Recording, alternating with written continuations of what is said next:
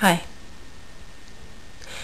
First of all, I'd like to say to Sadie, I haven't watched your video, and since it's on a subject I deliberately avoid, I won't.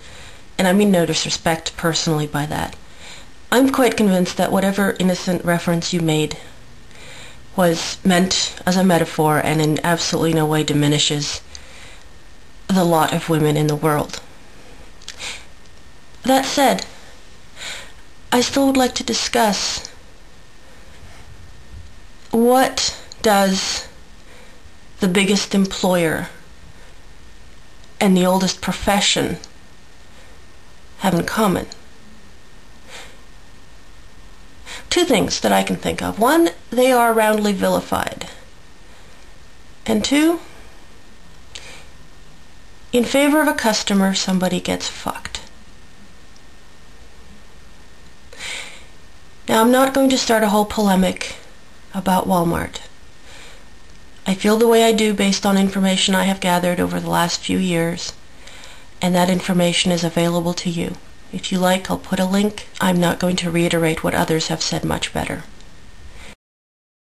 If you are not paying the price that an object cost as the consumer, then someone else is paying it. It may be the store clerk who doesn't have adequate health insurance. It may be the trucking company that doesn't do maintenance quite as often as they ought to. Or it may be the 12-year-old girl in the sweatshop. Somewhere, someone along the line is passing that savings on to you. If you search out the economic history of women and the situation of women still in many societies today, you will find that their primary economic value is and has always been their sexual virtue. Be it as brides, they must be untouched. As the progenitors of the next generation, and to some extent satisfying the man's desire for sex. I am certain that a vast majority of the marriages in the history of marriage took place for economic reasons. That is, sex for money. Now, you can argue with me that the difference between marrying for economic security and marrying for one night for economic security is vast. And certainly if you believe that the sanction of government and church put on regular legal marriage changes it in some fundamental way, then you're welcome to that argument. But what I see is a woman surviving using her body. There, as you have pointed out, VK, are many ills associated with prostitution. There are drugs involved, abusive relationships, predatory relationships, violence, jail. A lot of these issues are not necessarily because of the sex for money aspect.